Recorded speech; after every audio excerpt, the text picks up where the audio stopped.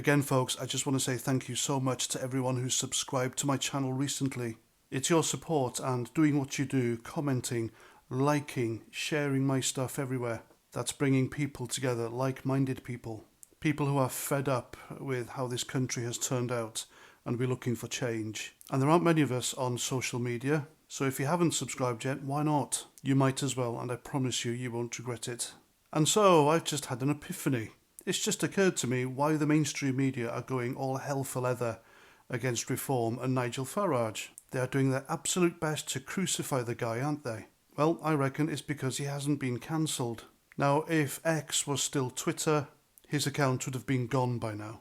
There is no way on earth that the blue-haired goons who used to work at Twitter would allow the Reform Party and Nigel Farage to gain such a momentum. You'd have seen nothing but Labour, Green Party, Conservative Party to a degree, the SNP. You'd have seen all their stuff all over your pages. But thankfully Twitter is now X and it's a much better place, if you ask me. Though it could still do with some tweaks, but that's just my opinion. So yeah, Nigel Farage hasn't been cancelled, so the mainstream media have resorted to paying actors, and the plot thickens heavily, especially with this Andrew Parker fella. Because one minute he says he isn't an actor, then he admits that he is. Then we found out he actually worked for Channel 4 years ago. His speciality is the character which he portrayed as a Reform canvasser, as well as specialising in hidden camera footage. But if you dig deeper into the fella, he says his interests are secret filmmaking. And he's also a fully paid up member of the Actors Union. Well, the Actors Union, the same ones, got rid of Lawrence Fox for expressing the wrong opinions. So why they haven't expelled this fellow for being an alleged member of Reform is beyond me. So that's Andrew Parker, the Channel 4 paid goon. And then we come to question time, in which Nigel Farage a few nights ago was put in front of probably the most hostile left-wing BBC crowd ever.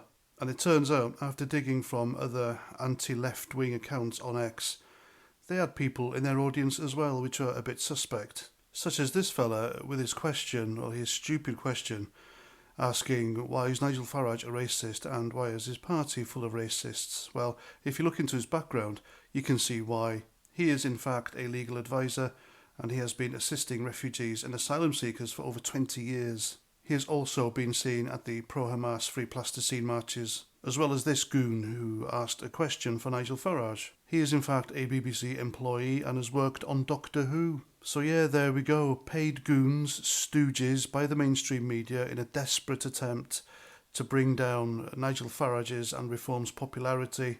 And none of it's worked, absolutely none of it. Reform are surging in the polls. More people than ever, from what I see on social media and elsewhere, are intent on voting for Reform in their constituency, and with less than a week to go until the general election on Thursday, I reckon the only tactic they haven't tried yet, which they might well do, is that they'll miraculously find someone that Nigel Farage allegedly touched up 20 years ago. I would not put that past these people. They're desperate, they're dangerous, and they'll do anything. So watch this space. And there we go. I'm Paz49. Thanks for listening. And until the next time, Roger Trout.